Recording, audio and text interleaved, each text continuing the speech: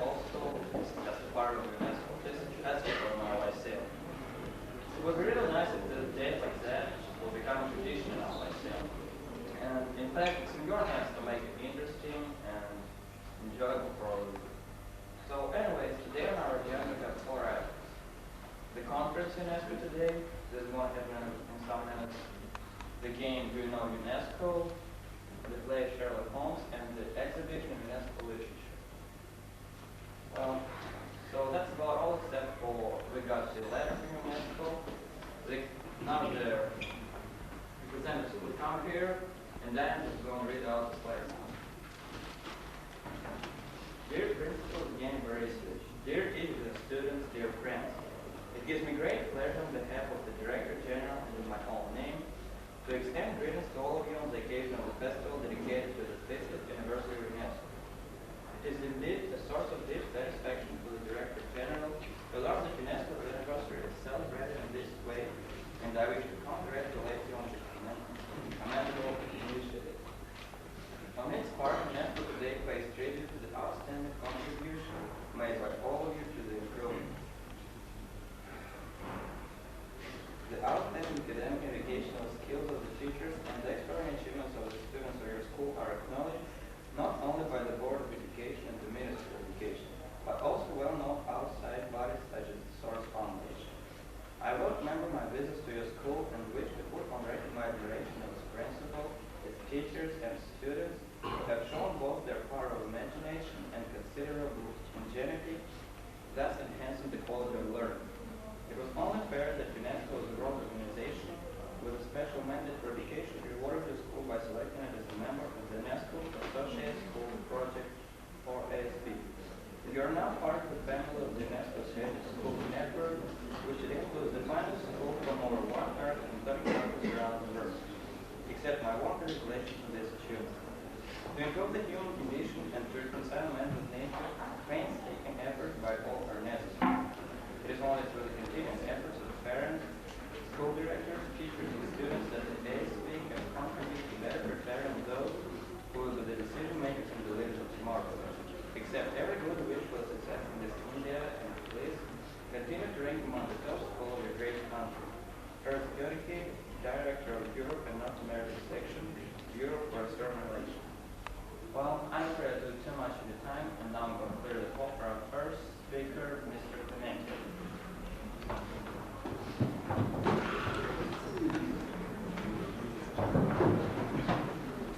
Dear Mr. Chairman, dear guests and participants of the conference, the topic of my report is the history of UNESCO. UNESCO sprang out in the smoking ruins of London one foggy day in November 1st, 1945. The conference took place from 1st to 16th November. Its purpose was to establish a United Nations educational and cultural organization. Delegates from 43 countries attended the conference. Though science was not included in the original title of the organization, the British delegation will put forward a proposal that it be included, so that the title would run Educational, Scientific and Cultural Organization. So the S was added to the abbreviation, which became UNESCO. It was agreed that the structure of UNESCO would comprise the General Conference, the Executive Board, and the Secretariat. When it came on the deciding on the site of UNESCO, the delegation from UK proposed Paris. All delegates associated themselves with the proposal. The first General Conference, which was held in Paris on November 1st, 1946, approved the Constitution of UNESCO. We wish to draw special attention here to the declaration at the beginning of the document. Since wars begin in the minds of men, it is in the minds of men that the defense of peace must be constructed. This inspiring sentence is a work of statesman and the poet Clement Attlee, Prime Minister of the UK, and the United States poet and librarian of a Congress, Archibald MacLeish. Thus, UNESCO was established to promote peace and security through the application of education and science and culture to international understanding and welfare. The main concern concern of the founders was to promote and organize international cooperation through the dissemination of knowledge, and the comparison of experience and the discussion of ideas. Most of the speeches made at UNESCO's founding conference took up the theme that peace must be founded not to fail upon the intellectual and moral solidarity of mankind. The fear of the war that would annihilate human life on earth was in everyone's mind, and the expression of it was given by the leader of the US delegation. We must choose quite literally, live or not to live. Knowledge cannot do without morality. The war has shown us how education, science, and culture itself may be destroyed against the common interest of humanity. The new organization was to conduct a crusade against illiteracy, which made delegates regard as being incompatible with human dignity. For UNESCO, education, science, and culture were not to be ends in themselves, but means of engaging in a spiritual undertaking and moral effort or moral conduct. The objective proclaimed in its constitution is peace founded upon intellectual moral solidarity of mankind. UNESCO came into being on November 4th, 1946, as a specialized agency of the UN. On December, Mr. Julian Huxley, a prominent British biologist, was elected the first Director General of UNESCO. The goal that Huxley set for UNESCO was not only the preserving of peace, but to contribute to the fulfillment of humanity. The dream of the scientist was to help the peoples of the world to mutual understanding and to realization of the common tasks which they shared as opposite to the nationalism. For the founding fathers in London, it was the conscience of the world. Its main task along the hard road to peace is to contribute to the quantitative improvement of humanity through education, science, and culture, to put relations between individuals and peoples on a moral footing, and to help to establish greater justice, understanding, and solidarity among them. Peacekeeping is the foundation of the UN. Peace building is the task which is entitled on UNESCO. Peace calls for a large-scale program to eradicate poverty and inequality, which give rise to the violence which fuels all conflicts of today. The history of UNESCO not only gives us a foothold in the world that has lost its barriers, but also it teaches us how to swim in the ocean of facts, and that is in danger of overwhelming us. And even more importantly, it transmits to our children the heritage of a past that will enable them to build a shared future where there will be more justice, freedom, and solidarity. Thank you.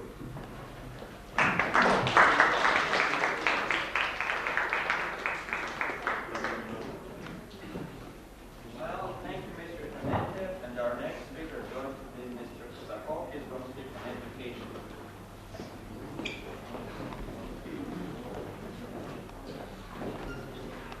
Dear Chairperson, dear guests and participants, I'm pleased to take part in this conference. The subject of my report is education through UNESCO. UNESCO is an international organization which has its agencies in nearly all the countries. This organization has various aspects of activity that aim at uniting nations through spreading knowledge, exchanging scientific and cultural achievements, through peace and cooperation, and raising the educational standards in the world. At the present time, the world faces daunting problems, namely mounting debt burdens, threat of economic stagnation and decline, rapid population growth, war, occupation, violent crime, deaths of millions of children, widespread environmental degradation. These problems constrain to meet basic learning needs, while the lack of basic education among a significant proportion of the populations prevents societies from addressing such problems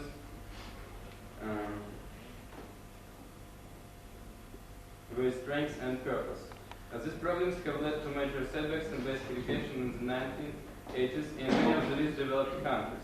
In certain industrialized countries, two cutbacks in government expenditure over the 1980s have led to the deterioration More than 100 million children, including at least 60 million girls, have no access to primary schooling. More than 960 million adults, two-thirds of whom are women, are illiterate, and the functional literacy is a significant problem in all countries, industrialized and developing.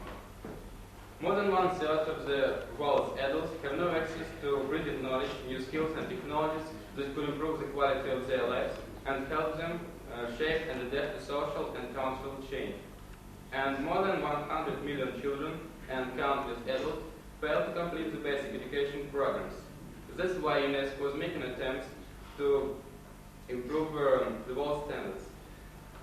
From the 5th to the 9th of March 1990, there was held the World Conference on Education for All in Thailand. The participants from different countries adopted and proclaimed the World Declaration on Education for All, meeting basic learning needs. There are 10 articles in this declaration. Here are some of them. Every person, child, youth and adult shall be able to benefit from their educational opportunities designed to meet their basic learning needs. Learning does not take place in isolation. Societies must ensure that all learners receive nutrition, health care, and general physical and moral support they need in order to participate actively in and benefit from their education. National, regional, and local educational authorities have a unique obligation to provide basic education for all. The participants called on governments, concerned organizations, and individuals to join these urgent undertakings and to achieve the goals set forth in this declaration. The goals can be achieved through the following undertakings.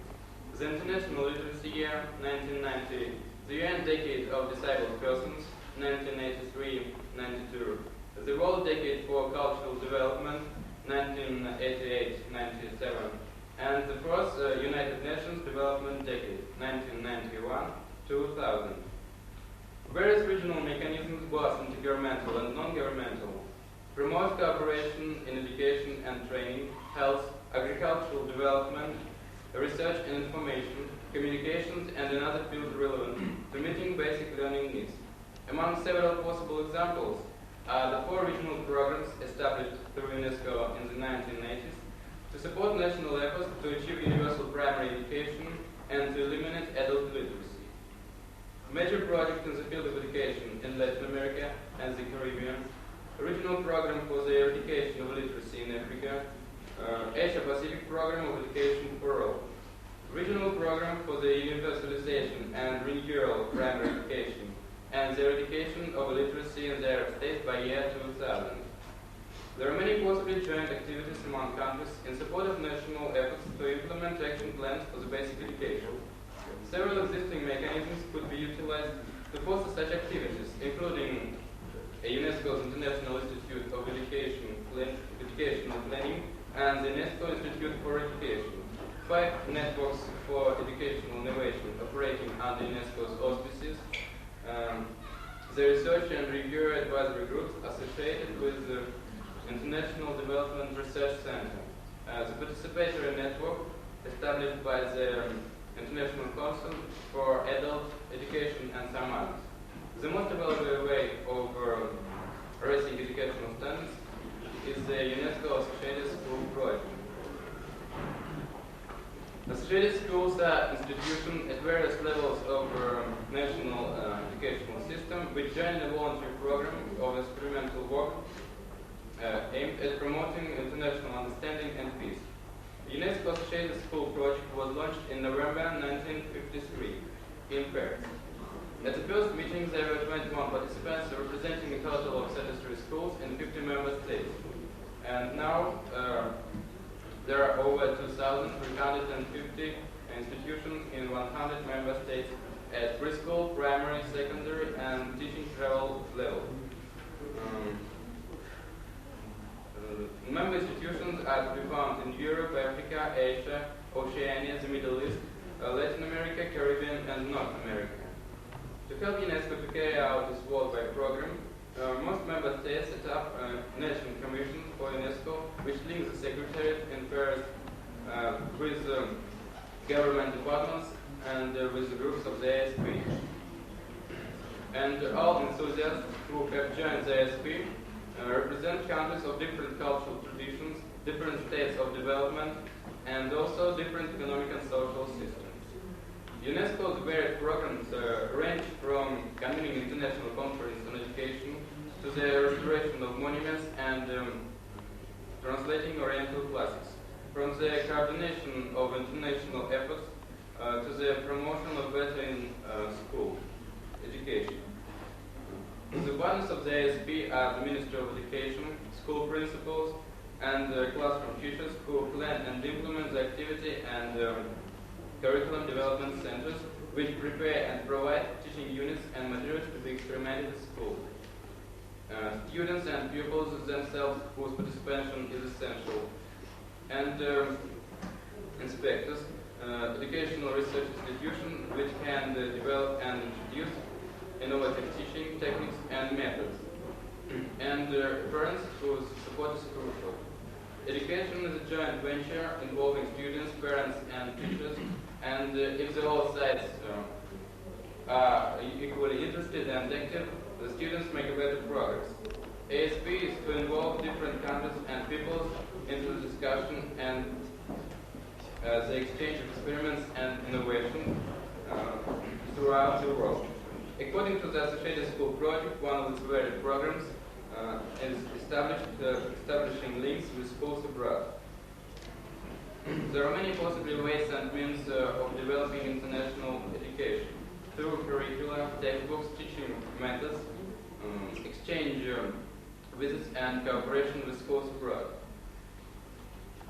In the latter case, an immediate problems arise for countries with a national language little known abroad, the language barrier. In order to help overcome this handicap, the Polish National Commission for the UNESCO undertook an initiative in 1958 in organizing international camps. Since then, each summer, new camps were set in Poland. In 1987, 13 camps were held altogether.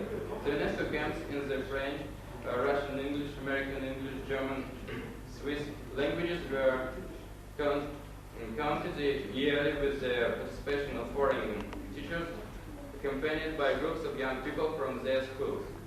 In the leisure atmosphere, the young people learned new words, songs, poems, and discussed the culture, history, and everyday life of the country under study. Foreign teachers and students carried out their duty with much enthusiasm and success, using their own teaching methods and cultural background. Nowadays, the UNESCO Camp project is approved of not only by the countries already participating in the scheme, but by other countries. In 1989, Norway set up a first English language camp. Finland and Sweden joined the project in 1990. It was decided to introduce other languages, Spanish and Italian. So all the UNESCO programs are aimed at international understanding, peace and cooperation, and raising educational standards in the world. Thank you for your attention.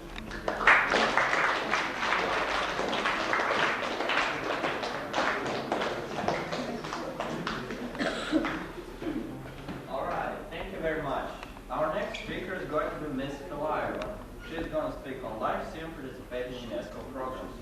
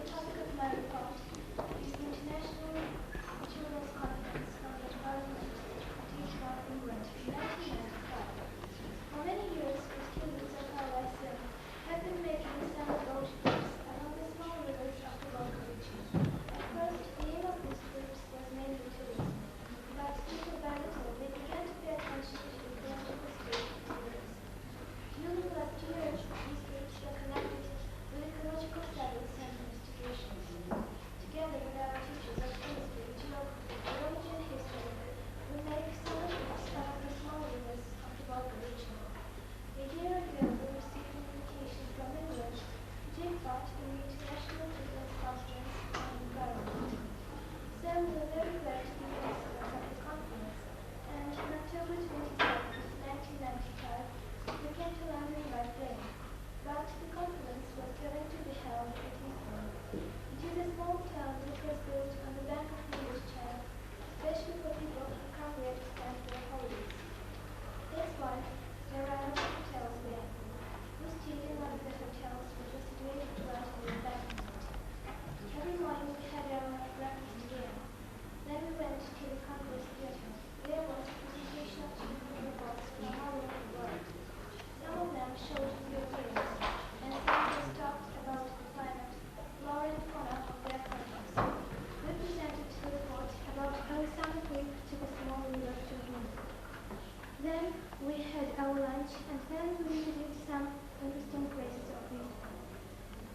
we went back to our hotel and had dinner there.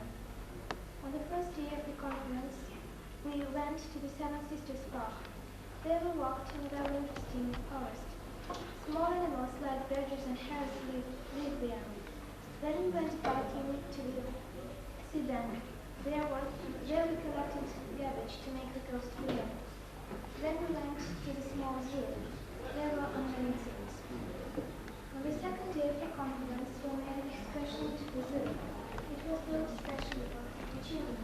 Except watching animals, kids can spend their time at the playground, buy beautiful books in the bookshelf, and there were many other interesting things there.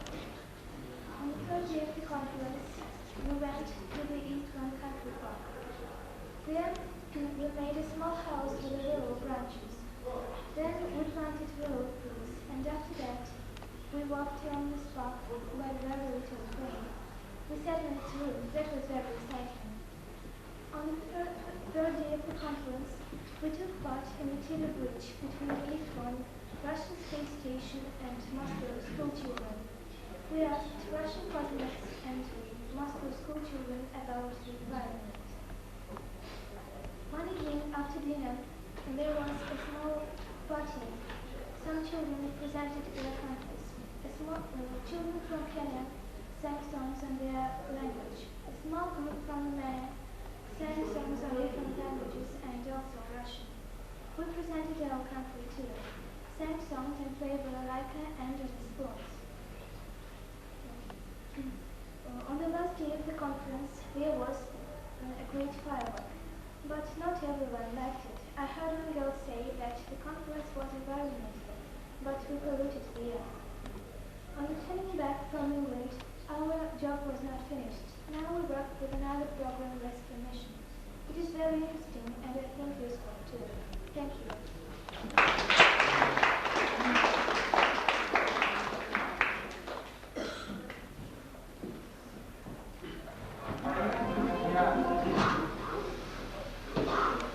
Now before the next report, we're going to watch some film about the conference we was talking about.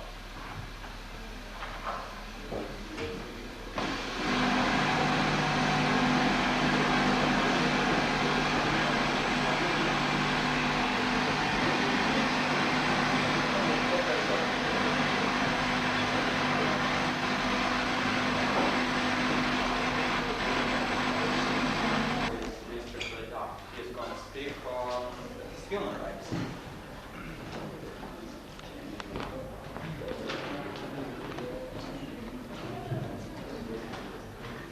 Ladies and gentlemen, dear friends, my topic is UNESCO and human rights.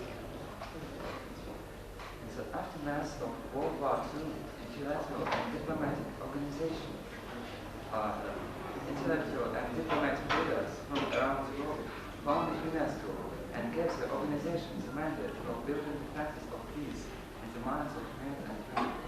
It's not now, they argue, to base peace upon economic and political arrangements, but it must be founded upon the intellectual and moral solidarity of humanity and mutual respect of human rights. The Universal Declaration of Human Rights was one of the first documents produced by UNESCO. It was adopted and proclaimed by the United Nations General Assembly resolution of December 10, 1948. Universal Declaration of Human Rights as a common standard of achievement for all peoples and all nations, to the end that every individual and every organ of society, keeping this declaration constantly in mind, shall strive by teaching and education to promote respect for these rights and freedoms, and by progressive measures, national and international, to secure the universal and effective recognition and observance. A culture of peace cannot be imposed from outside. It's a long-term process that must be based on the universal values of respect for life, liberty, justice, solidarity, tolerance, human rights, and equality between women and men. UNESCO's constitution declares that a peace based exclusively upon the political and economic arrangements wouldn't be a peace which could secure the unanimous that ignorance of each other's ways and needs has been a common cause throughout the history of mankind. On that suspicion and mistrust between the people of the world, through which their differences have also broken into one. The important role of education for human rights and democracy was discussed, considered a preventive form of action towards the culture of peace, was discussed by some 250 participants from more than 60 countries at the International Congress on Education for Human Rights and Democracy, held in Montreal in March 1993. Guiding principles adopted by 18th UNESCO General Conference in 1974 related to human rights and fundamental freedoms and concerning education are 8. An international dimension and the global perspective in education at all levels and all its forms. D. Understanding and respect for all peoples, their cultures, civilizations, values, and ways of life, even domestic ethnic cultures and cultures of their nations. C. Readiness on the part of the individual to participate in solving the problems of his community, his country, and the world at large. A number of new intersectoral initiatives have been undertaken in the preceding millennium, which have expanded UNESCO's capacities to promote a culture of peace within the domains of competence. In Rwanda, where the radio station Media Collins broadcast the propaganda of violence during the 1994 genocide of 500,000 people, UNESCO, in cooperation with Reporters Sans Frontières, has supported the establishment of Radio Gazeta, which means literally the swallow that brings good news. The station, which began broadcasting in August 1994, provides Rwandan refugees in Nordic countries with information concerning food, water, and medicine distribution. So, while radio and other media have been used to spread a message of intolerance and the culture of violence, UNESCO helps to establish and support independent media that bridge the divisions between peoples and brings them a message of tolerance and hope. The United Nations programs of consultation and technical assistance for human rights, which were launched in 1955, received a new boost in 1992 with the World Conference on Human Rights held in Vienna. A number of innovative projects for a culture of peace have been initiated through the UNESCO ASP project. I will soon participate in some of these programs, but this is another story. Thank you very much.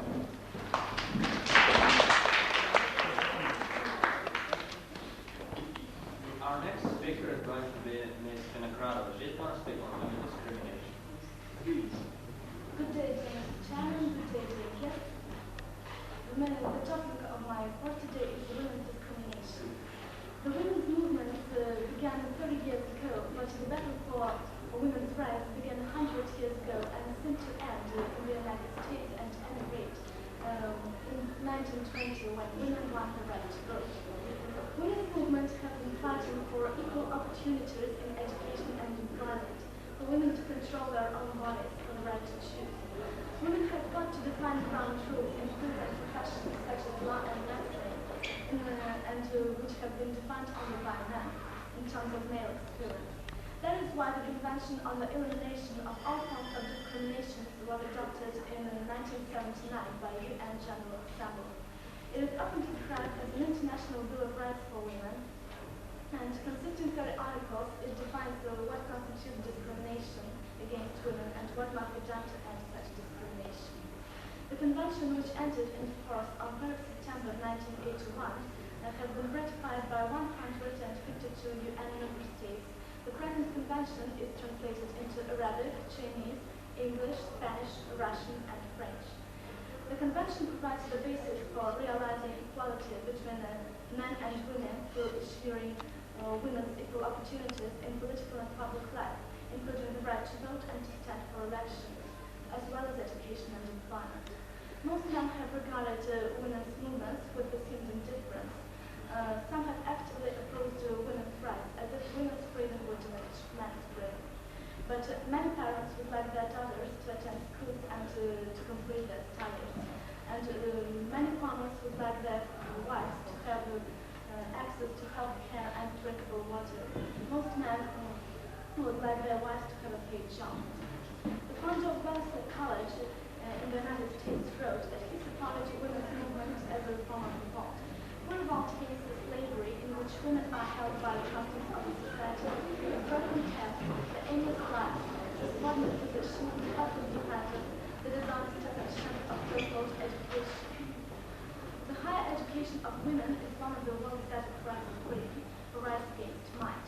It is the cry of a oppressed slave. Women now occupy management and leadership positions in every field and profession. They make 70 cents for every dollar men make. Their enrollment rates in medical and law schools have risen from 4% to nearly 50%. Women who used to cook the church service are now preaching their sermons. They are showing new styles of leadership and management. They have become empowered politically, and their votes can be decisive in elections. Far more women have been elected to national, state, and city offices than ever before. And more women are being named as judges. There must be equality of opportunity between men and women. In many countries, women have no control over their own inheritance and aren't allowed to earn. And more women are being named as judges, and in every single profession the ground rules are defined by men. At present, nearly 2/3 of Brazil's people are girls and women. 1 out of 3 adult women in the world today cannot read or write. In most parts of the world, girls are underrepresented at every school level. From Nesco's point of view, access to knowledge and to quality education for girls and women is the most important key for women's empowerment and to the enjoyment of human rights. Thank you.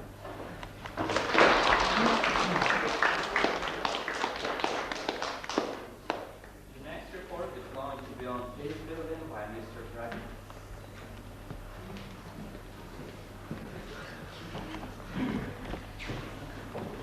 Dear Chairman, dear guests and participants, I am pleased to take part in this conference. The subject of my report is peace, democracy and security. Whatever actions does UNESCO undertake, the ultimate goal is to preserve peace on our planet. Peace begins in the soul of every human being. This is what Camille Printer, who lived 2,000 years ago, wrote in one of his books. In ancient times, those who wish to make clear their virtue before the world would first put their country in order. Those who wish to put their country in order would first bring about right relationships in their family. Those who wish to bring about right relationships in their family would first to cultivate their own self. Those who wish to cultivate their own self would first rectify their own heart. Those who wish to rectify their own heart would first make their will sincere. And those who wish to make their will sincere would first try to obtain knowledge. And they would obtain knowledge by studying matter. When matter is studied, then knowledge may be attained. When knowledge is attained, then the will becomes sincere. When the will is sincere, then the heart is rectified. When heart is rectified, then the self is cultivated. When the self is cultivated, then there exist right relationships in the family. Then the country is in order. When countries are in order, then there is peace in the world. People measure the strength of a country by its soldiers, by its tanks and fighter bombers, and not by its medical centers or by medical research, or by the number of teachers, doctors, and nurses. Throughout the centuries, the only language has been understood is that of weapons. Destructive force that has been reached so immense that in 1988 the two superpowers recognized that confrontation could be mutual annihilation. The winds of freedom began to blow across the latitudes, and the fact that perestroika reached their zenith when the Berlin Wall and Iron Curtain tumbled with unforeseen rapidity. This was the triumph of democracy, of public freedom, of free expression of thought of all citizens. We find ourselves living at a time of great possibilities and transformations, so that the first page of the culture of peace can begin to be written. Interaction and independence with our countries must be kept in mind. The prosperity and security of a particular country will no longer depend solely on its own development and on its friendly relations with neighboring countries, but on the reduction on a global scale of inequalities and injustice that endanger the whole of humanity. UNESCO peace activities are carried out in many different fields, by setting up committees, organizing movements, working out programs, and convening conferences. This explains to the world's public the danger of nuclear explosions, the degradation of the environment, the deterioration of education, the starvation and death of millions of children in third world countries. They force governments to take measures to prevent disasters and improve the situations in their countries. In October 1984, the UNESCO Prize for Peace Education was awarded to the movement called International Physicians for the Prevention of Nuclear War. The movement has moreover 100,000 militants. They have come to the conclusion that nuclear war would be the last epidemic in the history of the world, a quite unprecedented disaster. They can be no hope of survival for those who are geographically far removed from the places where the nuclear explosions take place. They can be no protection for those who are citizens of a neutral country. Moreover, for the authors of a 1983 World Health Organization report on the effects of nuclear war on health and on health services calculated that over 2,000 million people, almost half the world's population, would immediately fall victim to a total nuclear war. UNESCO is a symbol of peace, a symbol of culture, a symbol of unity of all the nations of the world. UNESCO is the bulwark of democracy and security, of progress and enlightenment. Thank you for your attention.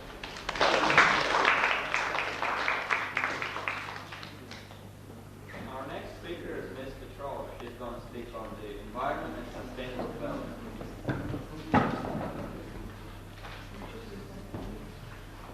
Dear guests and participants of the conference, and global warming that is believed to be caused by the greenhouse effect. The seas are in danger. They are filled with poison, industrial and nuclear waste, fertilizers and pesticides. The Mediterranean is already nearly dead. The North Sea is following.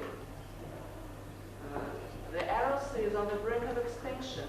If nothing is done about it, one day nothing will be able to live in the seas. Every 10 minutes, one kind of plant, insect or animal dies out forever. If nothing is done about it, one day, 1 million species that are alive today will have become extinct 20 years from now. Air pollution is a very serious problem. In Cairo, just breathing the air is life-threatening, equivalent to smoking 2 packs of cigarettes a day.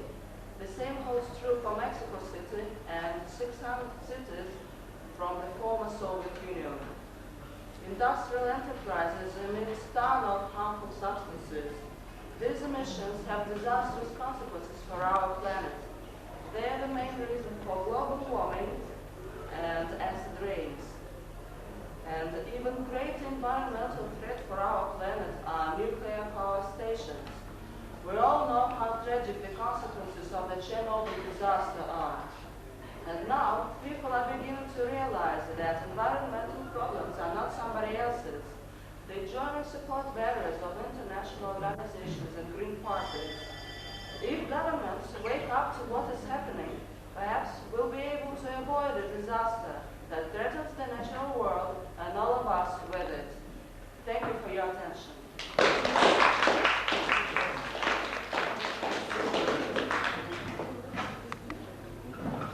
Our next report is going to be on science by Mr. Felder.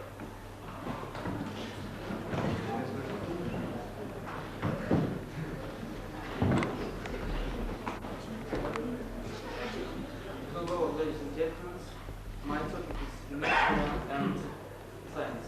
UNESCO's mission, whether it be in natural sciences or in social and human sciences, is to correct the glaring disparities in the scientific research effort being made throughout the world, to promote the development of scientific knowledge for its intrinsic value and for its contribution to general education, but also to provide the backing for social and economic development. The goal common to all activities of UNESCO is that of sustainable human development, which is recognized as the main prerequisite for a peace in the world and the right to be won for its achievements. Sustainable human development has obvious priorities, such as combating poverty, improving living conditions, especially in rural areas, preventing the exploration of the growing disparities between and within nations, and establishing a more equitable international economic environment. In the few years now separating us from the next century, the strategy of UNESCO will therefore consist in taking out the transfer and sharing of scientific knowledge and in promoting its application to the development of natural resources and the management of social transformations. Transfers and sharing will be brought about by improving by the relevance of higher education and training by adapting services to new requirements, linking research more closely to training, establishing or strengthening links between production sectors, industry, and higher education and research systems, continuing activities designed to collect and disseminate scientific information, consolidating cooperative networks in this area. Thank you.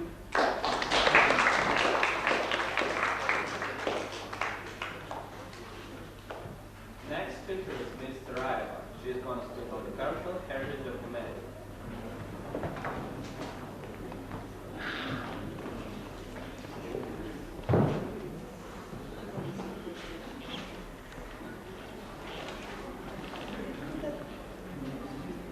Dear Chairman, dear guests and participants, I am pleased to take part in this conference.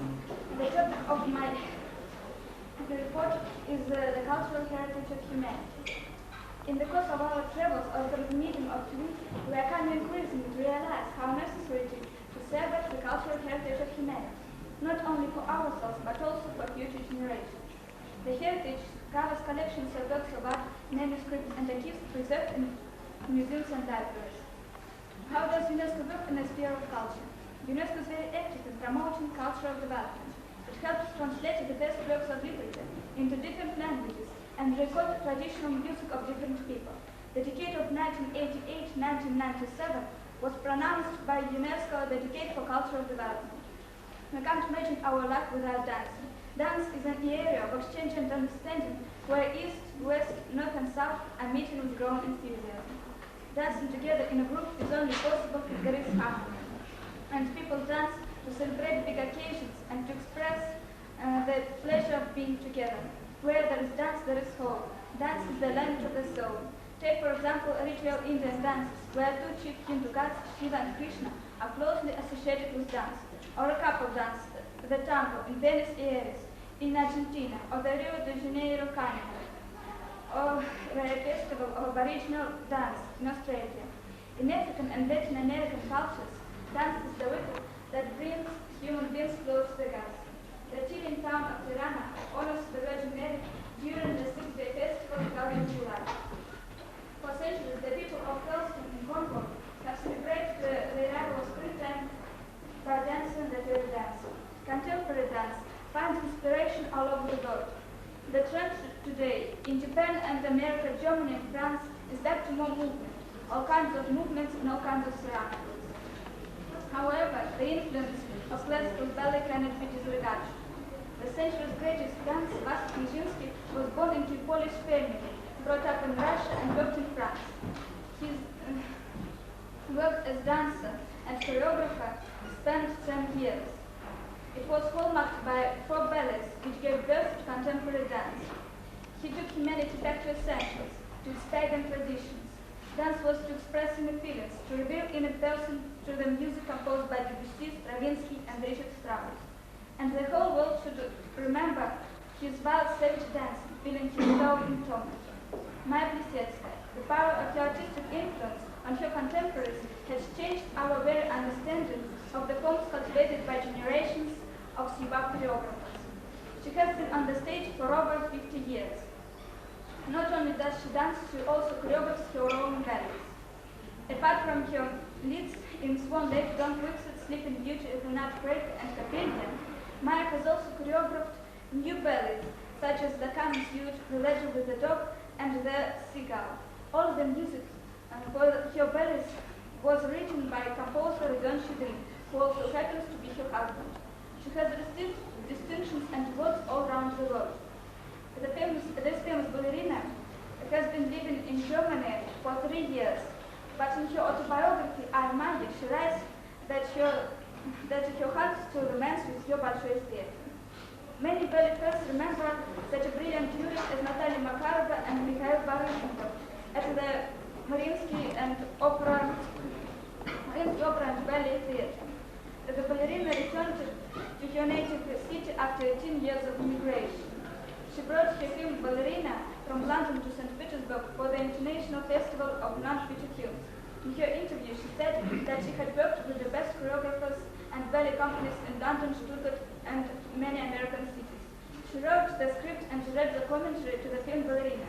It consists of 4 parts and tells the stories of famous choreographers and ballet dancers from many countries. It's an international film. She'd like her film to help people laugh and understand ballet better.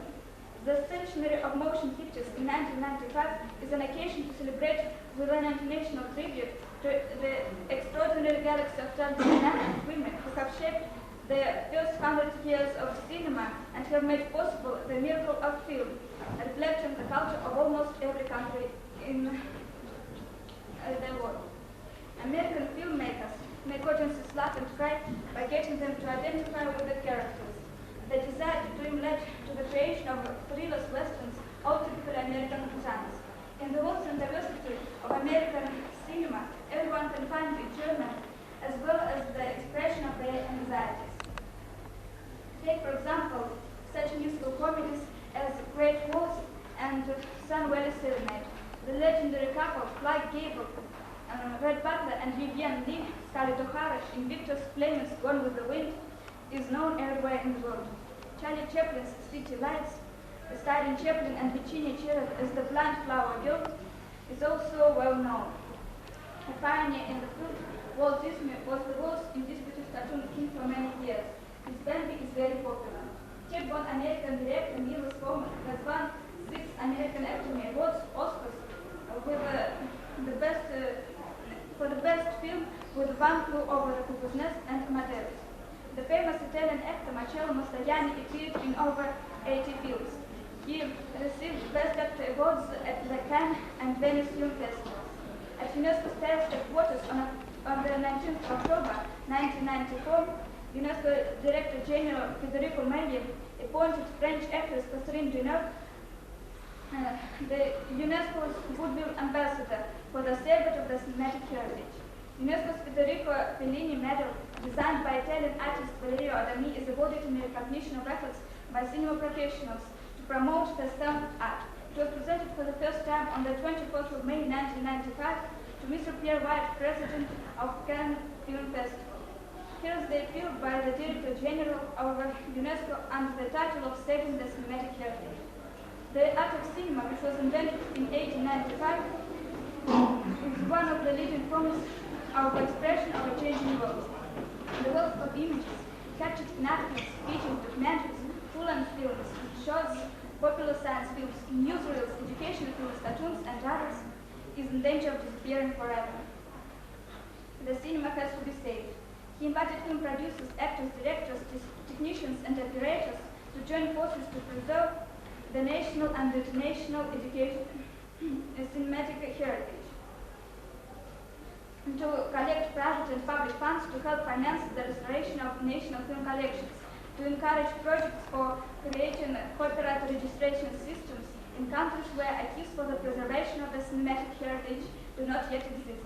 He invited the photography, cinema, video, and television industries, film producers, and distributors, and all industries concerned with cinema to set up the cinematic heritage by contributing to the creation of an international fund. And this fund was created in 1995. He asked the cinema and television film producers to do their utmost to facilitate the distribution of restored films in commercial and non-commercial circuits, like concluding agreements with film distributors and distribution agencies. He also invites film festivals all over the world to create a section in their programs on films that have been saved and to organize public showings with the cooperation of the International Council for Film, Television and Audiovisual Communication. Let's hope that the best films will be restored and we'll have a chance of seeing them one day. Thank you for your attention.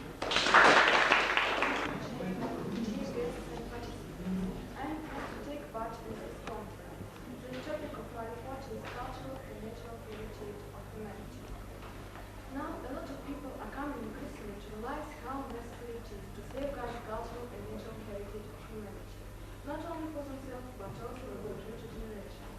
In this area, the role proposed by UNESCO basically consists in the worldwide organization of financial assistance of technical know-how.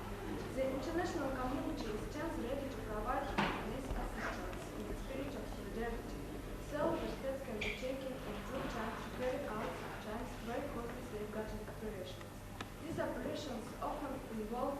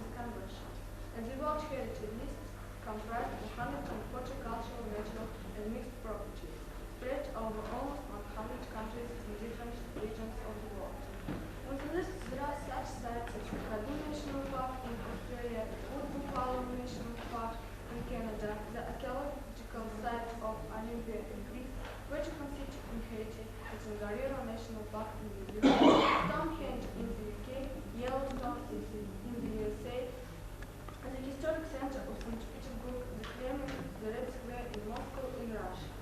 Young people's groups are coming to play an increasingly active part in protecting the heritage. For example, in Sri Lanka, a large number of young people are participating in the safeguarding of religious and historical centers. The World Cultural List comprises a lot of sites from Europe, USA, Canada. Here are some of them. Bamberg is a good and very typical example of an early medieval town of Central Europe. Its architecture greatly influenced the Gothic period in northern Germany and Hungary, churches of Moldavia. These several 16th century churches, their facade sculptures, very fine Byzantine style paintings, are unique in Europe. Such external decoration is not found anywhere else. The architectural ensemble of the Serenity Sergei Slava and Sergei Posad was founded in the 14th century. This Orthodox domestic ensemble is still in use. Edited for military aims, it is typical of the period from the 15th and 18th century. Its style strongly influenced the architecture of Eastern Europe. The buildings have frescoes by Andrei Bloch and Sven Shakov. Royal Monastery of Santa Maria de Guadalupe is a very fine example of religious beauty. Built over several centuries, its famous statue of the Virgin became a powerful symbol of the New World. The Whale Sanctuary in the area of Central California contains very interesting and active ecosystems as well as many animal and plant species. Gray and blue whales, seals, California sea lions, and sea elephants breed and hibernate in the coastal lagoons. The site also has 4 kinds of turtles being in danger. Natural site, New Zealand's Tongariro National Park, was inscribed as a cultural landscape in recognition of its importance of spiritual and religious life with Maori people. Yellowstone National Park in the USA is an unfinished history of volcanic evolution. 27 forests have been preserved in fossil form. Hundreds of hot springs and geysers spread between the mountains. Lava formation accounts for most of Yellowstone's waterfalls, the best known of which are found between many walls of the rivers Canyon. The USA government decided to live in its natural state and to protect this vast territory with its rivers, lakes, forests, and animal life. Everglades National Park USA, a paradise of oaks. Everglades are also the home of tropical and other trees, ash, palm, mulberry, oak, and igloo. The park contains a sanctuary for 60 reptile species. The American alligator has survived there. The American crocodile survives the Bluegill, and the large recruit of the Florida panther and the Florida black bear. There are huge colonies of storks, ibis, and herons. The Belarusian National Park in Poland. In 1919, European Vikings vanished from the Great Polish Forest. Today, herds of these powerful animals have been saved and roam free in this park. Large horses also have been saved from extinction here. As for animal life, in addition to buses and horses, 54 species of mammals and 200 species of birds find sanctuary there. All the sport sites receive many visitors a year. In many places, motor vehicles are banned, and visitors get around either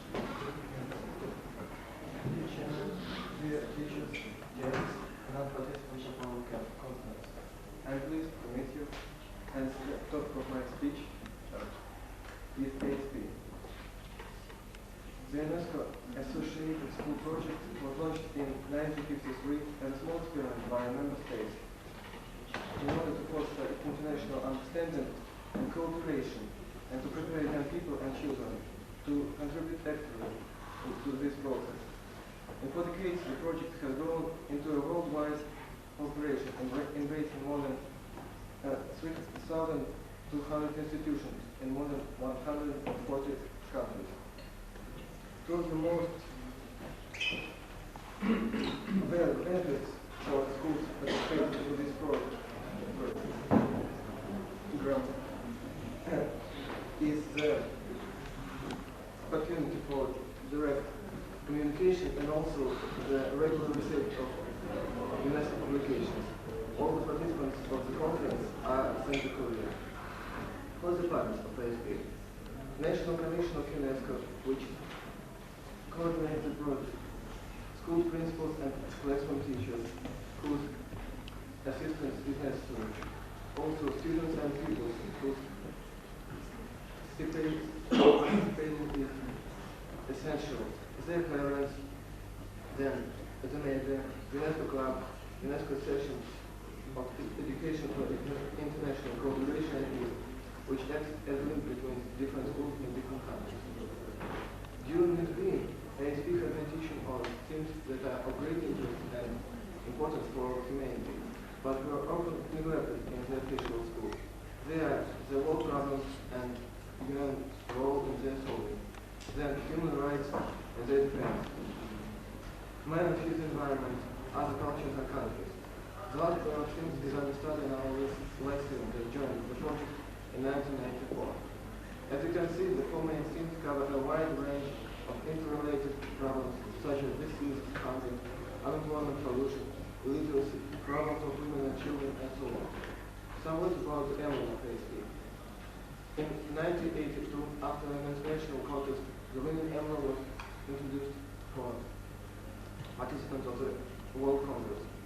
It was designed by an art student from Bolivia, and he used a number of elements to illustrate the main objectives of the project. As a direct communication between people was and is one of the main objectives of the ASP, this organization also paid much attention to study foreign languages and deep knowledge and good appreciation of other cultures and countries. In the 90s, in the 80s, two important ASP workshops were held on the international understanding through foreign language teaching. For a number of years, Polish National Commission for UNESCO has successfully organized Poland summer camps, into which students and teachers from different countries were invited. UNESCO has also organized a new program, Linguafact, aimed in enhancing of teaching foreign languages and literature, which opens horizons for researchers, teachers, and educators for further mutual understanding. UNESCO camp activities consist as well of daily practice in the language, just as of outdoor and social events. These out and indoor events are considered to be of great importance for integrating process in which foreign groups and foreign groups are participating. This practice gives good knowledge of foreign languages and foreign cultures. ASP also helped to solve some ecological problems. In 1988, UNESCO launched a new project concerning the Baltic Sea. It was launched through ASP and involved 7 countries bordering the Baltic Sea. They were Denmark, Germany, Finland, Poland, Soviet Union, and Sweden. 3 years later, the Baltic Sea project became well-known, highly recognized, and claimed educational project. Over the century, much prose, poetry, and music was written about the Grudzian route. But unfortunately, the color of this beautiful river was also changed. So ASP paid its attention to this river and organized a reserve project called Grudzian River Project.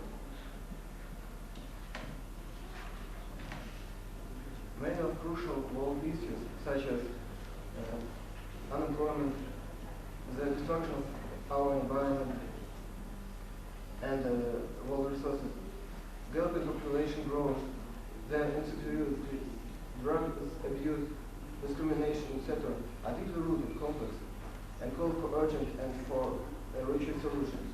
If these children and young people are in position to help solve these present problems, it's obvious that their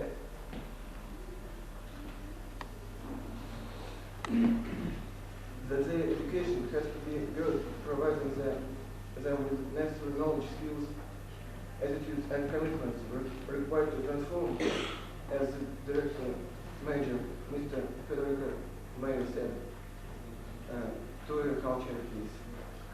Thank you for your attention.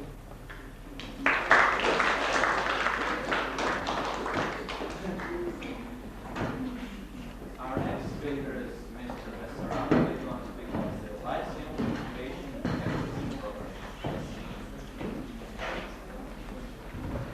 Dear Chairperson, dear guests and participants, I'm lucky to take part in this conference.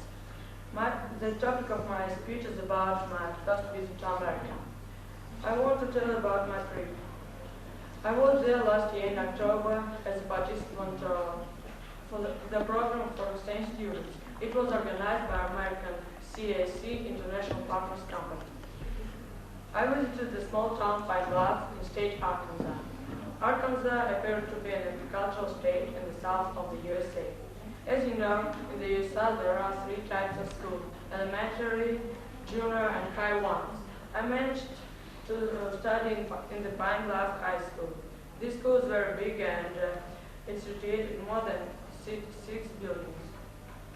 This school has a gym for playing basketball, football, and tennis, and track for the running.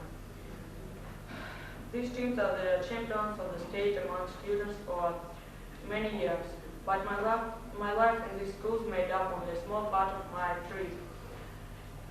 We also had a big cultural program. We meant to go to the many fine glass museums, including Elvis Presley's and Memphis. Besides, we went to see some rice and cotton companies and also the company for making fishing tackles. In Pine Bluff, there was a concert of the most famous Russian group called Red Star. We were lucky to be present at its concert. We also had a chance of going to the capital situated in the city called Little Rock. It's remarkable that this capital is like the real capital in Washington. But the main objective for our trip was ecology, and the main part of it was dedicated to the ecological problems. We were told that International Paper Company was among the first harmful enterprises leading to air and water pollution. That's why we researched water and studied nature in this region. But you know, Pine Bluff is situated on the bank of the Arkansas River, and due to this reason, we decided to explore it. Our experiments proved that the river was not very clear. That's why it's rather difficult to fish and other creatures to live in it. In April, our American friends are going to visit Seattle to study our ecology. The last day of our tour was spent in New York. So you see, the trip was informative and very exciting. I had a chance of making friends with some American teenagers, whom I'll try to invite to our lesson. This friendship, I think, will be useful. That's all. Thank you for your attention.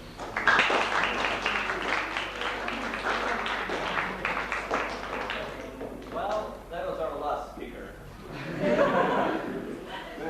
So then I think it's time to thank all of you for coming here and listening to this nice reports. So anyway, I hope to see you all at our exhibition or game in a while. Thank you. Now,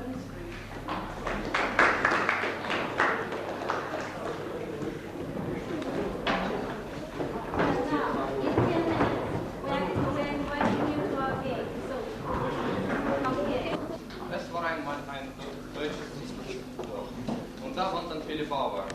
Quarantine.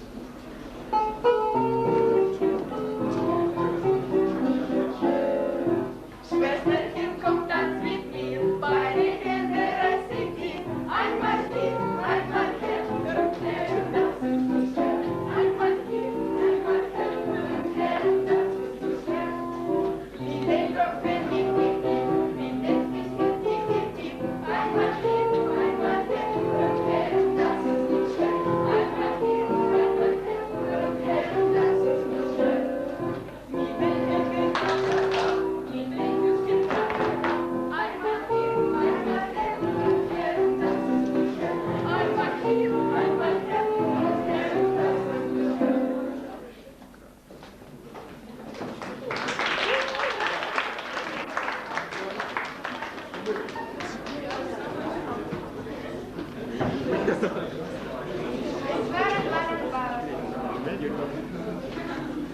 Und der hatte eine Frau und ein Kind.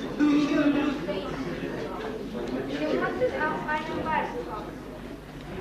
Sie hatte Kuh und Schweine. Der Mann arbeitete auf den Feldern und die Frau fütterte die Tiere, machte das Haus sauber, kochte das Essen, spielte mit den Kindern. Einmal sagte der Bauer: Du hast es gut. Du kannst in ihrem Haus bleiben. Und die Arbeit auf dem Feld ist viel schwerer. Wenn du willst, können wir jede Arbeit tauschen. Ich arbeite morgen auf dem Feld und du machst die Arbeit im Haus. Stimmt das? Ja, das stimmt. Gut. Gut. Und so war es auch. Am Morgen war der Mann allein im Haus und die Bäuerin arbeitete auf dem Feld. Zuerst machte er noch Butter. Er holte Milch und stellte sie auf den Tisch. Aber dann war er durstig. Er rannte in den Keller und holte Krähen. Plötzlich hörte er dabei rein. Das Schwein fischte in die Luft. So ein Mist. Das Schwein will essen.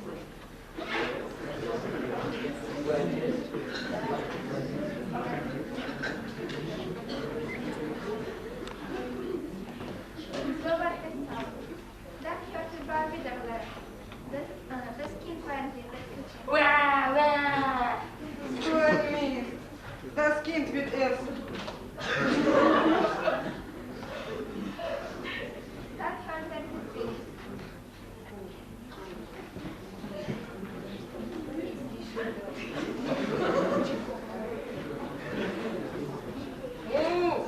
So ein Mist.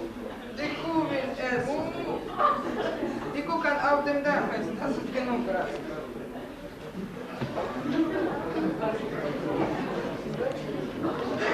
Wie löblich hörte der Bauer wieder rein. Er schaute nach oben. Da steckte die Kuh mit dem Bein im Dach. So ein Mist. Die Kuh ist so schwer und fällt mit den Beinen in den Topf. Ja. Und so war es auch. Da öffnete die Bäuerin die Tür. Sie lachte laut und fragte: Nein, ist die Arbeit im Haus leichter? Nein, das sage ich nie wieder. Antwortete der Mann leise.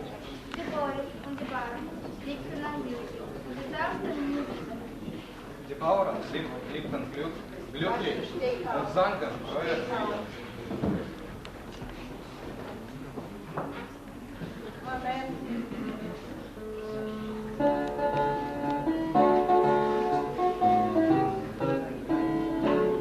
O Tannenbaum, wir grüßen deine Blätter. Du grüßt nicht nur zur Sommerzeit, nein auch im Winter, wenn es schneit.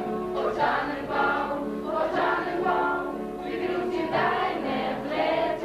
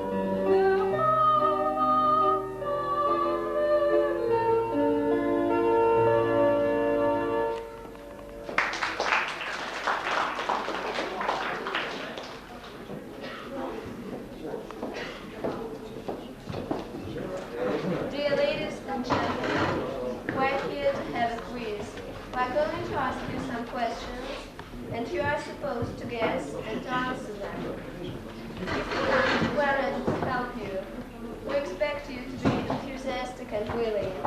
Now I want to introduce you to teams which are going to compete. The name of one team is Albion, and the name of the other team is Young Stars. And here are our judges, Vladimir Vladimirovich Koshilev and Vasily Evgenyevich Turin. So let's start.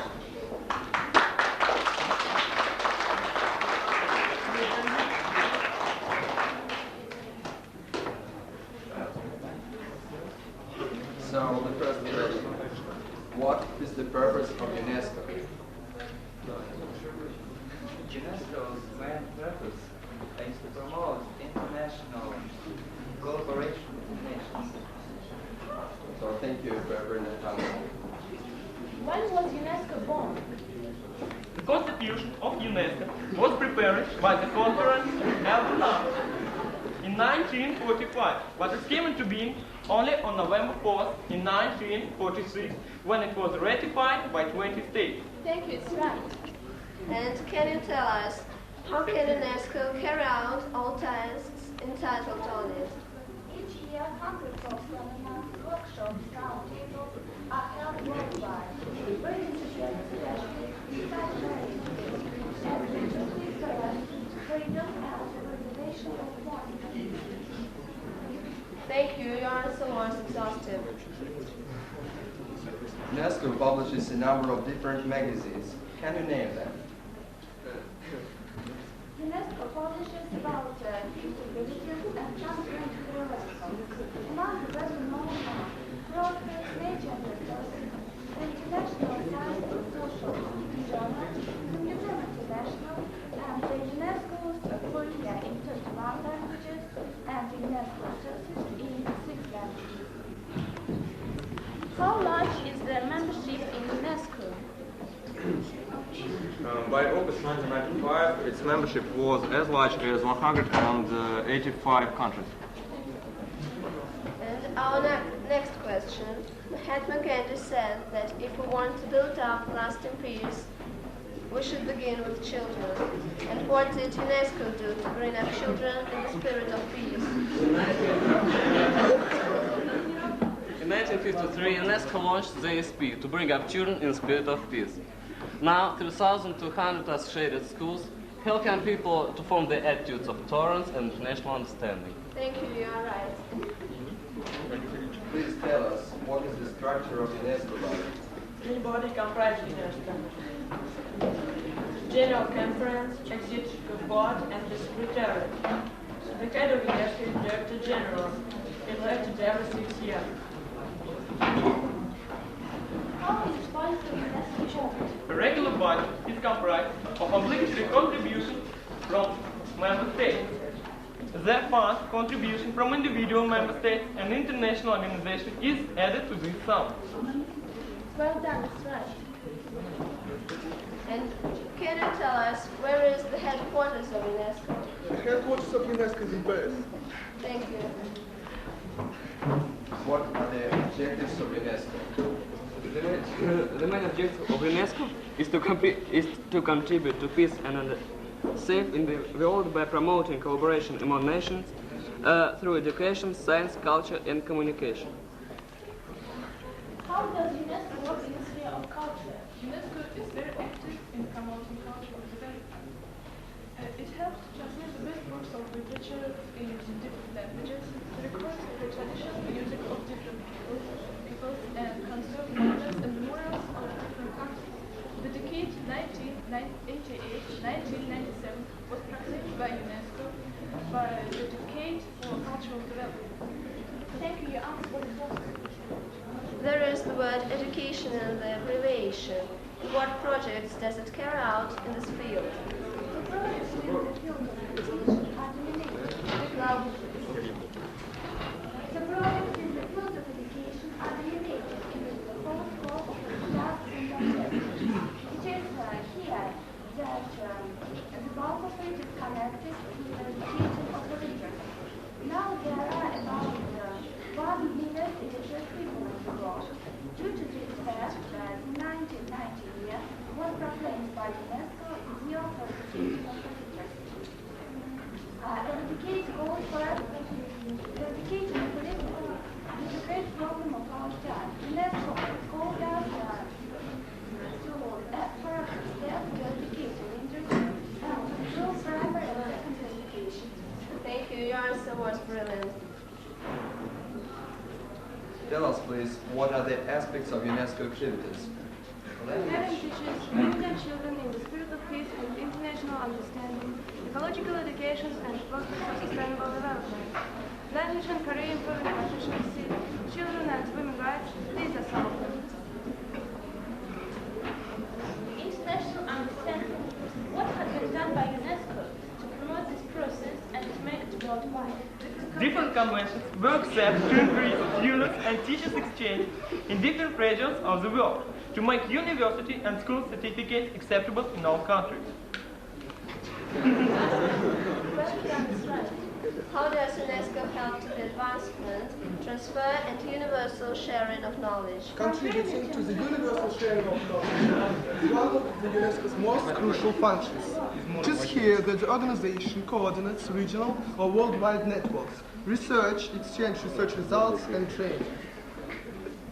So, for example, for intergovernmental scientific programs work to better understanding and to more rational management of the Earth's resources. It concerns oceans, fresh waters, Earth's crust, and preserving balance between human activities and environment. To share the knowledge, UNESCO uses all possible means, including written materials, audiovisual tapes, and electronic means. Thank you.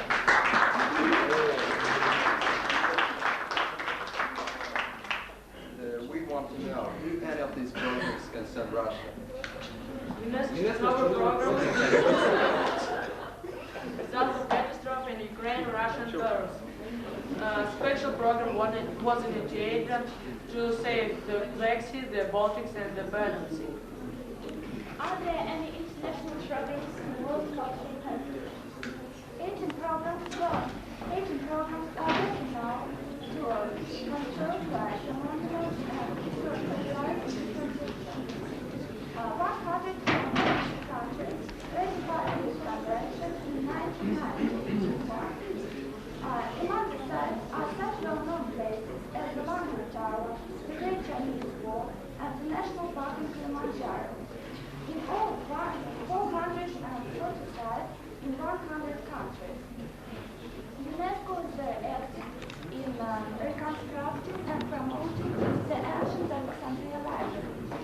It was founded about 295 years before Christ in Athens and was constructed in the time of Julius Caesar. The project was initiated by Norwegian scientists. Thank you. Your answer was brilliant.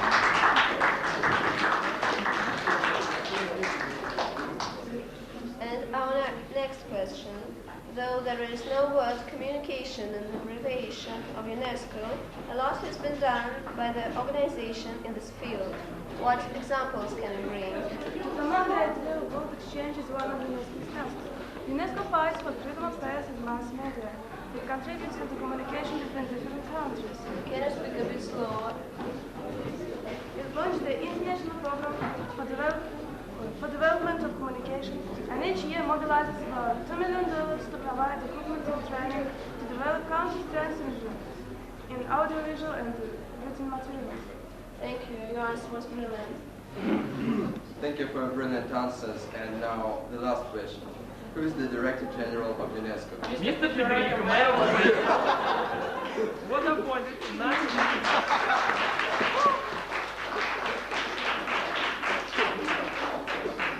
Mr. Federico, Mayor of Spain, was appointed in 1987 and was re-elected in 1993. And now let's listen to our judges.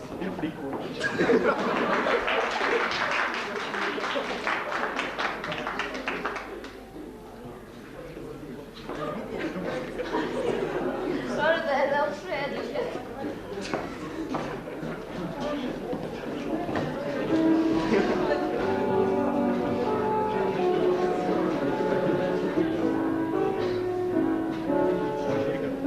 I'm gonna lay down my sword and shield down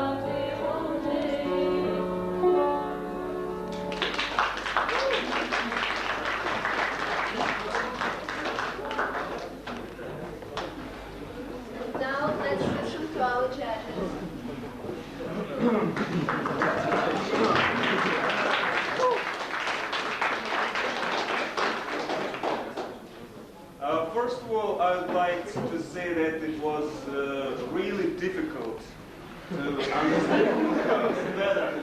It looks like, well, both teams have been demonstrating perfect knowledge of this material. But somehow, we've got the score actually, and I can tell you who the leader is. And we've got the preliminary results. So they are the following. So the first team, sorry? Elbe. What does that mean? Oh yeah.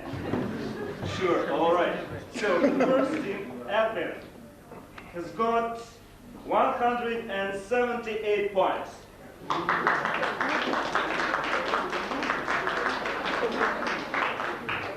Now we understand who the leader is.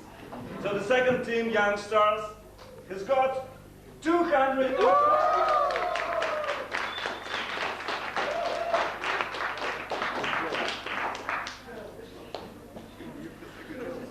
Thank you to our teams, and now we start the second round. The winning team begins. Please listen attentively to our questions. This idea was formulated by Kant in the 18th century.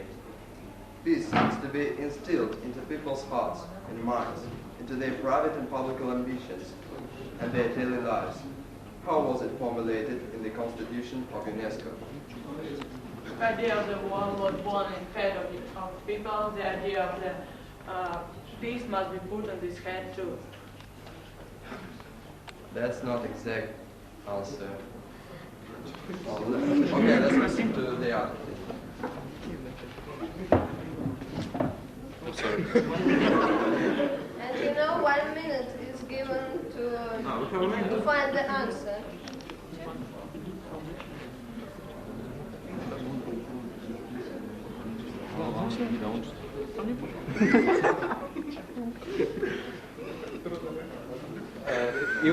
I think that the answer is if we want to build peace, we should begin with children. No, it was the idea of a heterogeneity. Your answer is not exactly. And does everybody of our fans know?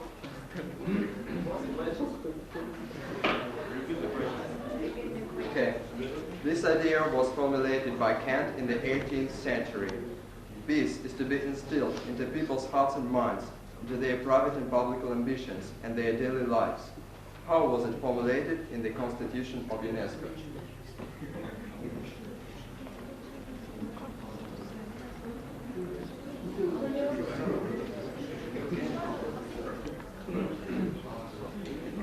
You want to build an human peace, you should build it not with political and economical arrangements, but in hearts of mind. You are very close to the answer.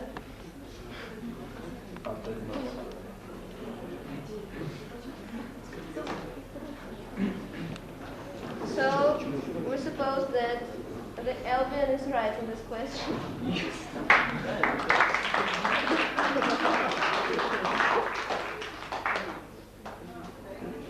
Listen to the other question.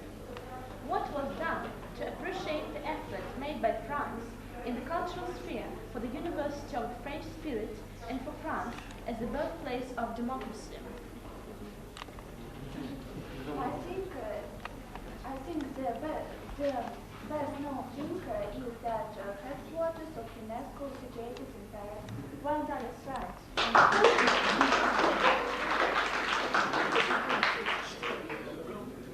Louder, please. And You can louder.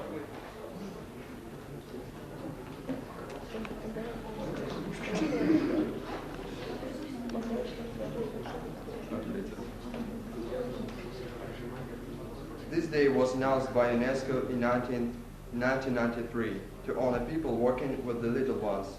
To these people, a short poem may be addressed. It is a special gift, as you so often show. There is a talent and an art in helping others learn and grow. What day was announced and when it is celebrated? Well, I think in this day, Mr. Federico Mayor of Spain was re-elected in 1993. No, you're not right.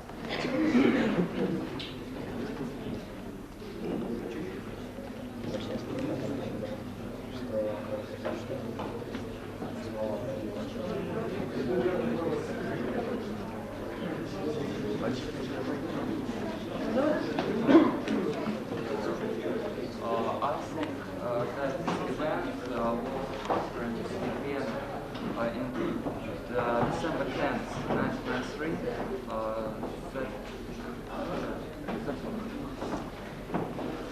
That's the answer is simpler, much more simpler. Does anybody know? Does anybody understand? You see, it was simply the Teacher's Day. And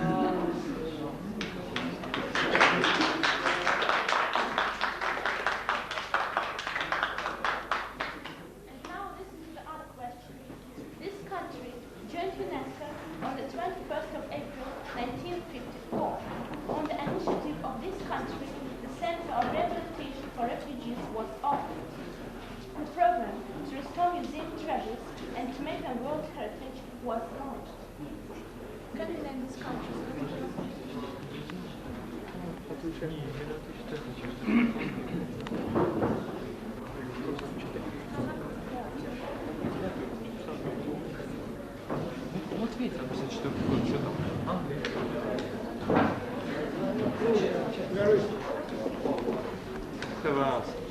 Have maybe it's single.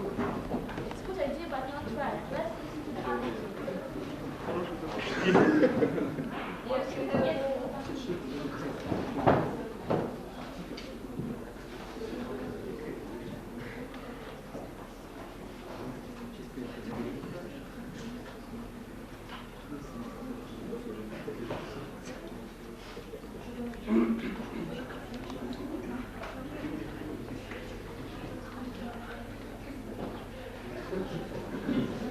Do you have an answer?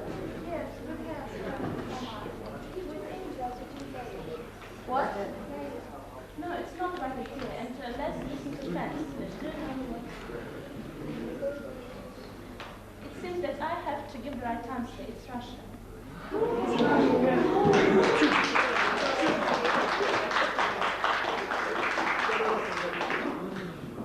Now our geographical question.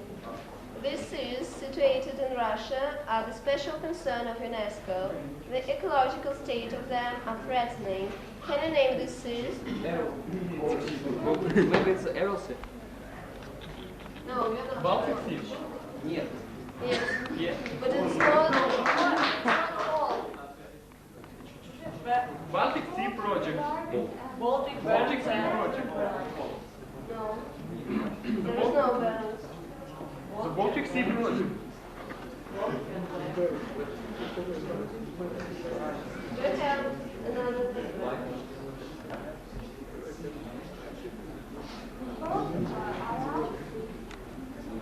No. Yes. These two seas are the Black and the Baltic Sea. So one team got is winning with Baltic Sea and the other with the Black.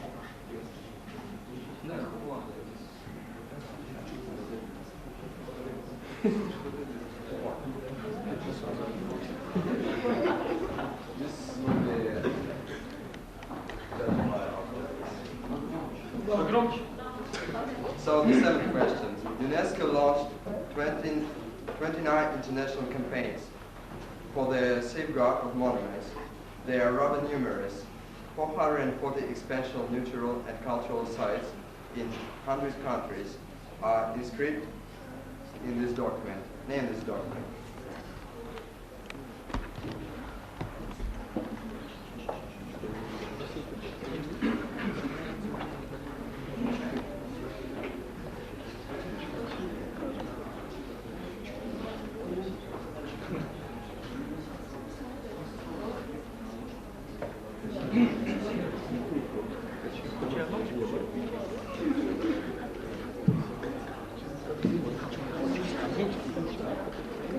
сохранение всяких маленьких примечаний и назовите это правильно. Вот как ICP, там, владелец, там, как? Знаешь?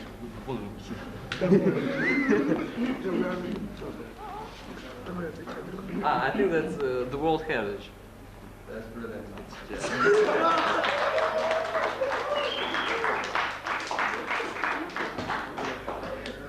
And now let's remember some peculiar years announced by UNESCO.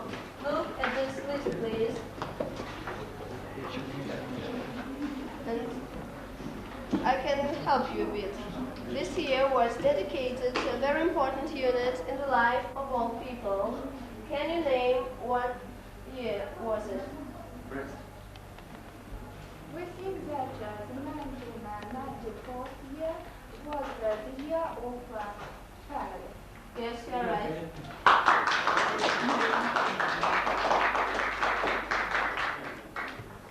And here are the special days of the year announced by UNESCO. Try to guess what is celebrated on the 24th of October.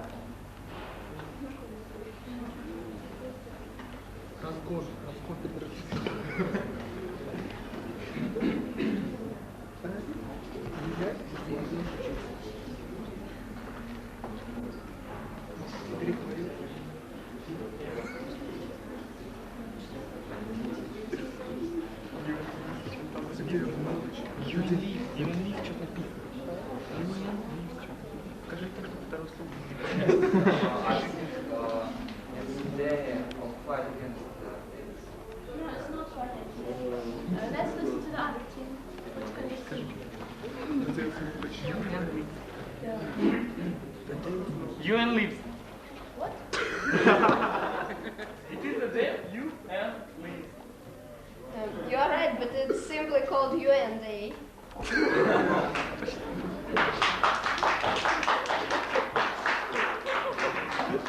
Now, next philosopher question. Kant 2 centuries ago asked people 3 questions. What must I do? What can I know? And what the third question was?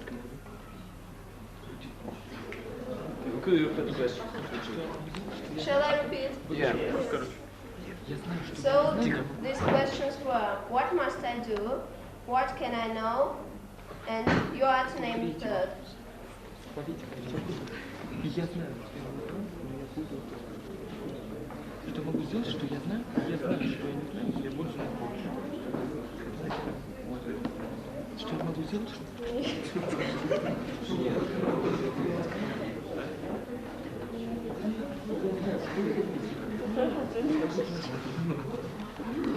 Скажите, я вам сказал по-русски. Ну, what I don't know,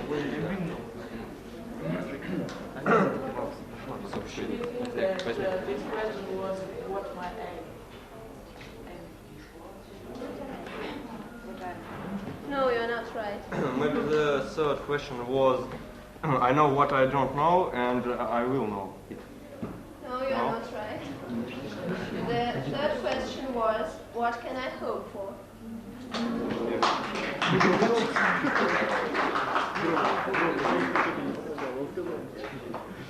These people are well known to you.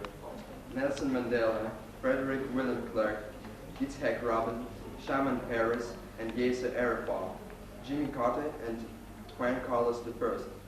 What can join all these names? It's the general director of UNESCO. No, you're not right. They are the famous fighter for human rights. Yes, your answer is very close, but how UNESCO awarded them? Do you know? And what this award is called? Maybe some special UNESCO. I don't know. Yes, it is UNESCO's Peace Prize.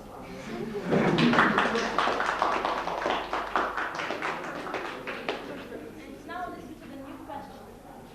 The ancient Alexandria Library in Egypt Stonehenge, the Tower of London, Gigi, the Great Chinese Wall. What unites these names? It's a simple question, that's why the winning team begins. Do I have to repeat the question?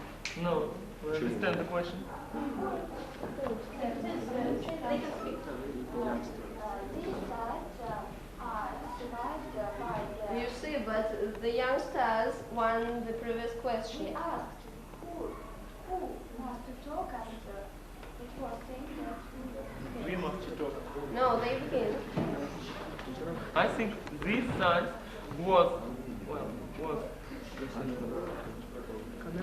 was connected by the World Heritage Program. Yes, your answer is right.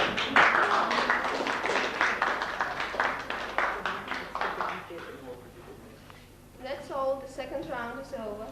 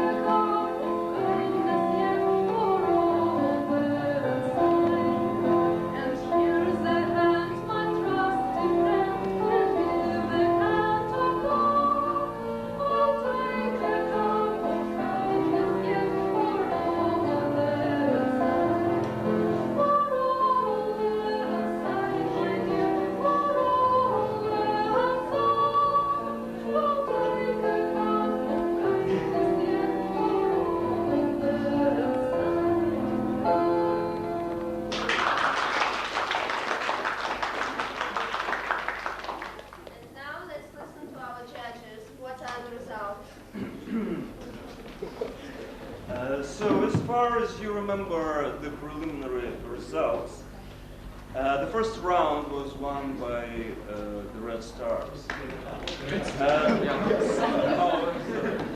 By the young Red Stars. Somehow the second round of the game consisted of tougher questions. Don't you think so?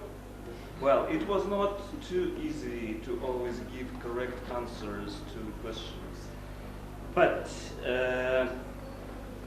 after all, both teams managed to do that in a joint effort. So, actually, Albion pulled themselves together, and somehow, as far as we can see, the winner of the second round was Albion. And here comes the time to announce the results. So you may find it unbelievable, but both teams, Albion and Young Stars, got well in the same number of points, 312 to 312. That's the final score. That means that it was really friendship that has won.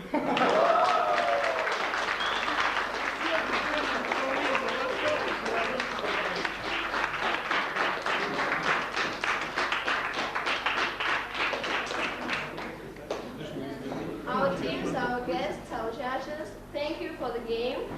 And in 10 minutes, we invite you to the performance.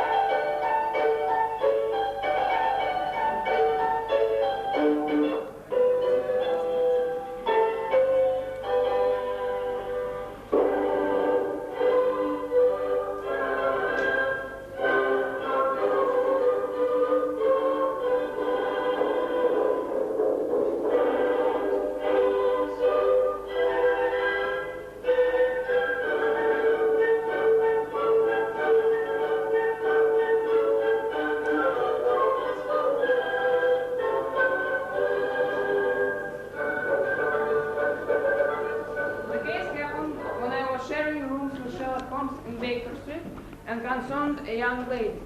She was in a very frightened state, for her eyes were like those of a hunted animal. I see that you are shivering, madam. Please, sit by the fire. It's not the cold. It makes me shiver. What is it, Anne? It's fear, Mr. Holmes. It's terror. You must not fear. We'll help you, won't we, Watson? Of course we will, Holmes. Just calm yourself and tell us your story. Very well, then. I will. My name is Helen Stoner, and I live with my stepfather, Dr. Rowlett. He's one of the Rowletts of Hampshire. The family was once one of the richest in England, but no longer. In the last 100 years, the money has been wasted, gambled away. My stepfather only has the money left to him by my mother when she died. May I ask how much money she left to your stepfather? At least 1,000 a year. Did she leave money to you? Yes, and to my twin sister. But we had to get it only when we married. We each get £250 a year. Does that money come to you from the £1,000 a year she left to your stepfather? Yes. So your Dr. Rowlett will lose half his income when you and your sister get married? Yes. Go on with your story. My mother met Dr. Rowlett in India. He was practicing as a doctor out there. She was a widow at the time, with 2 children, my sister Julia and myself. How old were you at the time of marriage? Only 2. When did you come back to England? After my stepfather came out of prison. Out of prison? Yes, he committed a crime. May I ask what crime? Murder. He killed one of his servants. He thought the man had stolen something from him. He got very angry and beat him to death. As a result, he was sent to prison. When he was released, we came back to England. shortly after that, my mother died. She was killed in a railway accident 8 years ago. What happened then? We moved to Stoke-Moran. How did you like living in the country? I liked the country, but I didn't like my stepfather. He's very angry and violent, and he has no friends at all, except for some wandering gypsies who live nearby. He often goes off and lives with them in their tents. Sometimes he's away for weeks.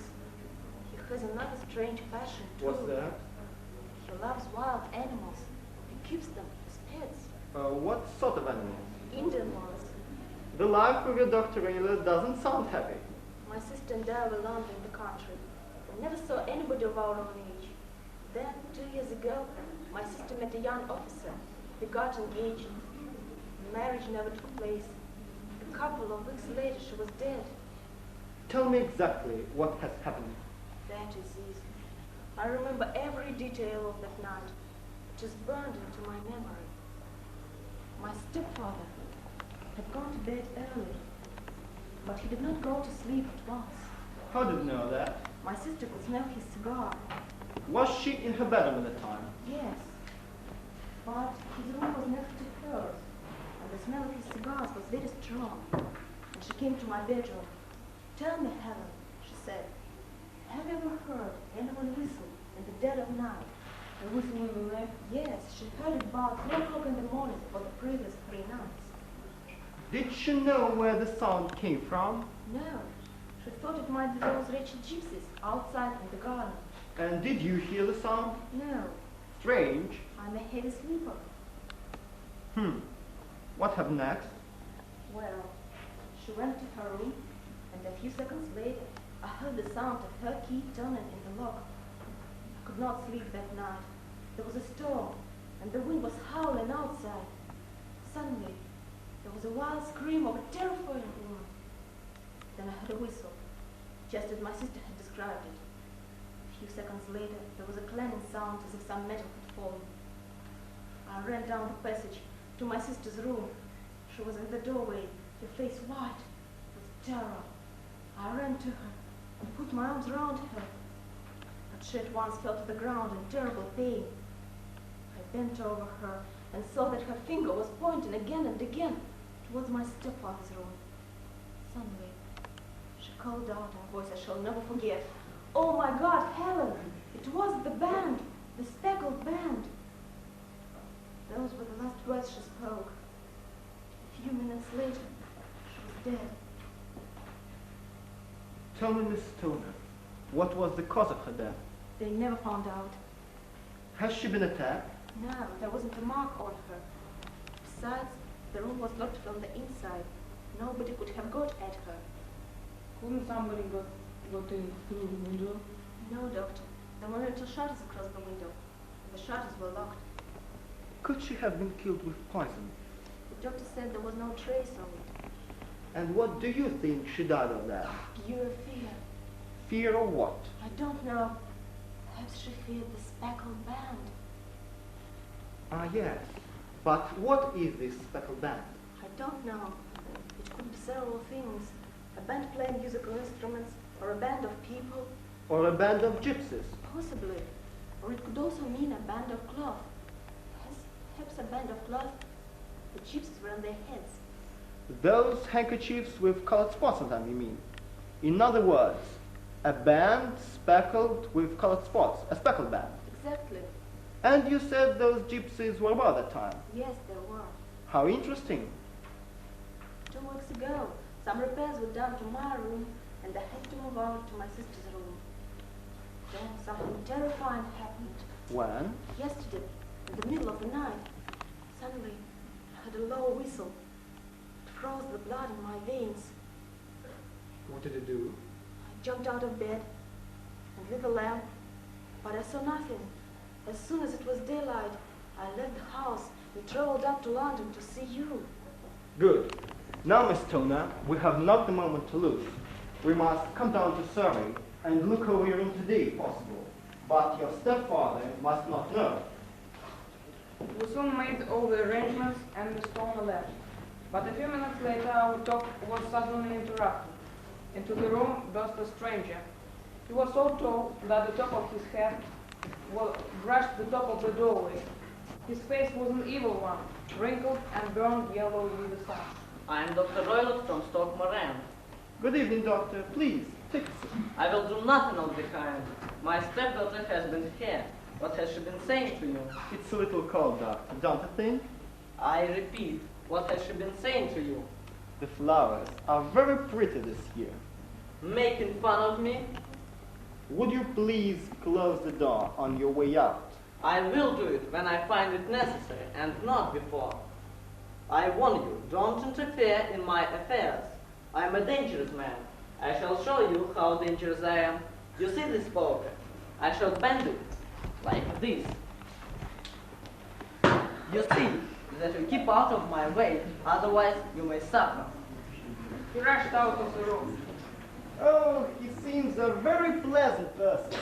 Holmes smiled and picked up the poker. With sudden effort, he straightened it out again. And now, Watson, we must catch a train down to Surrey. And by the way, I think you ought to slip your revolver into a pocket. Several hours later, we arrived to Dr. Roylott's house in the country. Miss Turner was there to meet us. Holmes walked up and down outside the house, examining it. There were 3 bedrooms on the ground floor.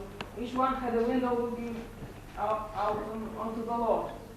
Holmes stopped by the middle one. This bedroom was your sister's, Miss Turner. Yes. The one in which she died. Yes. And it is next to your stepfather's room. And your room is on the other side. Yes, but now I sleep in my sister's room because of the repairs. But I've examined the building very carefully, and it does not need repairs. Yes, I'm sure it was just an excuse so that my stepfather could move me to the room next to his. Yes. Now let me look at these metal shutters over the window. Watson? Yes, Holmes? Your penknife, please. Impossible. No one could get to them. Had the shutters anything to do with the metallic plan? Apparently not, but let us go into the house and look at the bedroom from the inside. The bedroom was small and comfortable, with a few items of furniture. There was a bed, a dressing table, and 2 chairs. Holmes examined it very carefully. Suddenly he noticed something. What's this? Can you ride by the bed? It's a bell rope. What happened if we pull it? Why? It rings the bell, of course, in the housekeeper's room. Does it? Yes. I'm afraid you're wrong, Miss Turner. It won't ring anything. What do you mean? It is not connected. Holmes got up on a chair and examined the other end of the rope. Look, Miss Turner, it's fastened to a hook on the top of the wall. Why, so it is Mr. Holmes. Ah, and there is something interesting. Oh, what have you found, Holmes? A sort of thing I expected to find. A ventilator. And what interesting about that? A ventilator is meant to ventilate, is it not? Obviously. With the fresh air from the outside. This one opens out onto the room next door. That is my stepfather's bedroom. Precisely. Holmes now moved next door to Dr. Roylott's bedroom. It was larger than his stepdaughter's, but not as well furnished. Suddenly, he noticed a large iron safe. What's this? That is my stepfather's business papers. There isn't a cat in it, is there? No, what a strange idea. Why do you ask? Oh, well, look at this on the top of the safe. It's a saucer of milk. How strange, we don't keep a cat. I think it is meant for some other, more wicked purpose. And now, Miss Turner, you must not sleep in your sister's bedroom anymore. If you do, your life will be in great danger. And the third thing we must do is find out the reason for the whistling sound. The sound your sister heard just before she died. So tonight, Mr. Watson and I will keep watching you. Mr. Holmes, I believe you know how my sister died. Maybe, but I need proof. Do you think it was my stepfather that did it? The gypsies? What did my sister mean when she spoke of the speckled band? You must be patient, Miss Turner. I hope we'll soon discover the answers to this mystery. Soon we made up all the arrangements, and I and Holmes went to a nearby inn to wait. I knew I should find that ventilator even before we came down here. Good gracious, how? It was the smoke from Dr. Raylett's cigar. Miss Stoner told us that her sister could smell it from her bedroom. That made me sure there must be a hole of some kind in the wall. And what about the whole bell rope? Ah, yes, it hangs just by the bed, and I think I know why. This night we shall find out if I'm right. And I think you ought to slip your revolver into a pocket. We may need it, and I shall take my key. At about 9 that night, we arrived. We made our way back to the house and entered it secretly with the help of Miss Stoner. She left us, and we settled down to wait.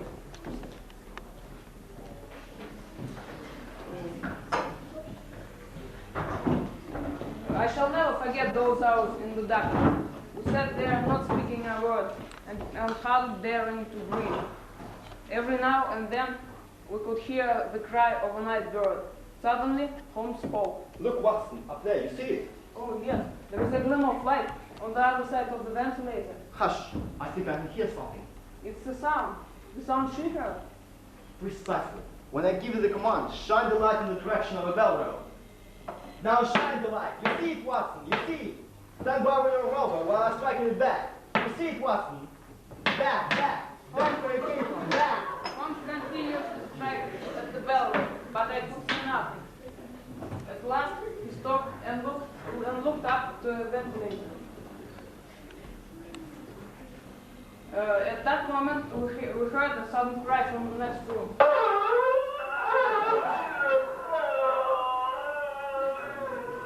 What can it mean, Holmes? It means that it is all over, and I think it's all for the best. Now let us go into Dr. Raylett's room. Now Holmes moved next door to Dr. Raylett's bedroom. A terrifying sight met our right. There sat Dr. Raylet, quite dead, his eyes looking to the ceiling. Around his head was a peculiar yellow band speckled with brownish spots. The speckled band. Don't touch it, Watson. It's a poisonous snake. The most poisonous snake in India. There were a few points about case that puzzled me. These Holmes cleared up in the train on our journey back to London. At first, I was misled by the word band. I thought it must be the band of gypsies, but I was wrong. However, I soon realized that the bell rope was a kind of bridge for something passing through the hole. I quickly came to the conclusion it must be a poisonous snake.